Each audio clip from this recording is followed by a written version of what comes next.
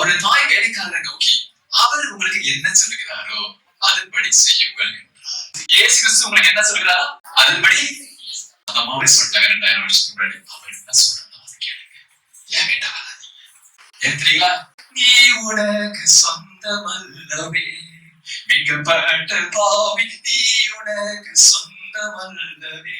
நான் எனக்கு சொந்தமே இல்லை. இயேசு கிறிஸ்து நமக்கு இருக்கிறதா? உங்கள் சரீரமானது நீங்கள் தேவனாலே பெற்று உங்களுக்கு தங்கியும் இருக்கிற பரிசுத்த ஆவியினுடைய ஆலயமா இருக்கிறது என்றும் நல்லா கவனிங்க. நீங்கள் உங்களுடையவர்கள் அல்ல.